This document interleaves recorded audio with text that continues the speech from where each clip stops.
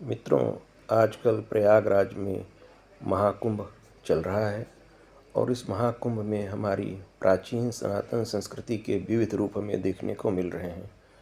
पूरे भारतवर्ष से या यूँ कहें तो पूरे विश्व से सनातन धर्मी और सनातन धर्म को जानने की इच्छा रखने वाले भक्तजन लगातार करोड़ों की संख्या में प्रयागराज पहुंच रहे हैं। साथ ही साथ हमारे धर्माचार्य, महामंडलेश्वर, शंकराचार्य, तमाम संत महंत, कथावाचक, साधु, सन्यासी, नागा सभी इस समय प्रयागराज की भूमि पर विराजमान हैं।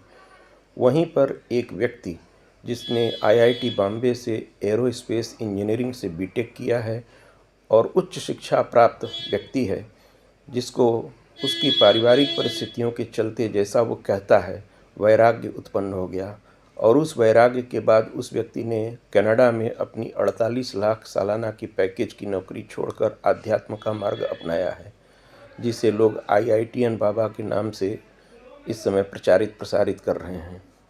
वह व्यक्ति जिसको तमाम यूट्यूबर्स, तमाम चैनल वाले उसका इंटरव्यू ले रहे हैं और अपनी टीआरपी बढ़ाने का प्रयास कर रहे हैं, लेकिन किसी के भी मन में यह बात नहीं है कि उस व्यक्ति ने इतना बड़ा बलिदान, इतना बड़ा त्याग किया है इस समाज के लिए। इतनी अच्छी अपनी सर्विस छोड़कर भला कौन इस आध्यात्म के मार्ग पर आगे बढ़ेगा, और सभी केवल अपनी टीआरपी के चक्कर में उसके आगे पीछे घूम रहे हैं। उसके स्वास्थ्य पर कोई ध्यान नहीं दे रहा है, न ही कोई मदद करने के लिए आगे आ रहा है। यहाँ तक कि हमारे महामंडलेश्वर शंकराचार्य स्वामी लोग भी उसको समझ नहीं पा रहे हैं। वे भी उसे एक पागल, एक मूर्ख के रूप में देख रहे हैं। बहुत कम लोग उसके समर्थन में सामने आए हैं, जबकि वह व्यक्ति आध्यात्म और विज्ञान के समन्वय की बात कर रहा है। उसका कहना यह है कि पूरे विश्व में आज जो भी तकनीकी ज्ञान है, जिसको हम उन्नत टेक्नोलॉजी कहते हैं, साइंस की, वह सब हमारे पुराने शास्त्रों में सब लिखा हुआ है, हमारी प्राचीन सनातन संस्कृति का एक अंग रहा है।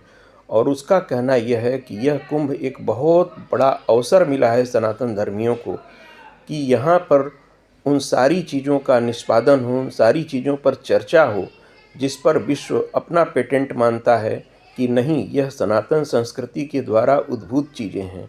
उसका कहना है कि यह बहुत ही सुंदर अवसर है जब हमारे सभी धर्माचार्यों को सारे मतों विभेदों को भुलाकर एक होकर बैठकर पूरे विश्व को यह संदेश देना चाहिए कि सनातन संस्कृति सबसे महान है।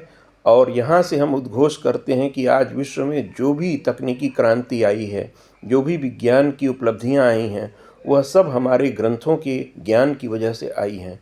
साथ ही साथ उसका एक और मत है कि किसी भी समाज में जब नारी उपेक्षित होती है, जब नारी तत्व, माँ तत्व उपेक्षित होता है, तो वह समाज पतन में चला जाता है। उसका कहना है कि सभी संतों को बैठकर राजनीतिक सत्ता के ऊपर भी यह दबाव बनाना चाहिए कि महिलाओं की सुरक्षा के लिए, महिलाओं के सम्मान के लिए केवल जुबानी वायदे न किए जाएं। ऐसे कानूनों को बना देने से यह समाज नहीं बदलेगा जो नारी शक्ति को संवर्धित करें, पुष्पित पल्लवित करें, बल्कि धरातल पर उसके लिए कार्य करना होगा। और इसके लिए न केवल पुरुषों को बल्कि नारियों को भी आगे आना होगा। और जब नारी का सम्मान समाज में बढ़ेगा तो वह समाज उन्नत होगा, विकसित होगा। और जिस सतयुग की कल्पना, जिस रामराज्य की कल्पना गांधी जी ने की है, उस रामराज्य की स्थापना भारत में होगी।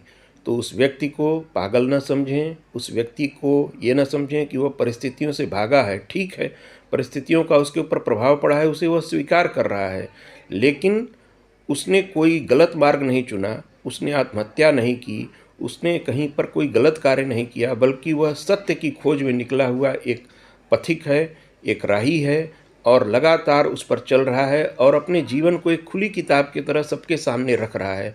वह कोई भी बात छिपा नहीं रहा है पत्रकारों से, सब कुछ बता रहा है जो कुछ उसके जीवन में घटित हुआ है। तो मेरा इस वीडियो के माध्यम से सरकार से, माननीय प्रधानमंत्री श्री नरेंद्र मोदी जी से, उत्तर प्रदेश के मुख्यमंत्री माननीय योगी जी से और सभी धर्माचार्यों से अनुरोध है कि ऐसे व्यक्ति को संरक्षण देने की आवश्यकता है। उसके स्वास्थ्य का ध्यान रखा जाए, उसके ज्ञान का, उसके शोध का भारत देश के विकास में इस्तेमाल किया जाए। ऐसे व्यक्ति धरा पर बहुत कम होते हैं। तो यह मेरा वीडियो इसीलिए मैं जारी कर रहा हूँ कि उस व्यक्ति को हम सभी समर्थन दें, उसके अच्छे विचारों का, उसके शोध का हम सभी सम्मान करें और उसे सुरक्षित रखें, क्योंकि ऐसे व्यक्ति बार बार नहीं मिलते। धन्यवाद। ओम शांति।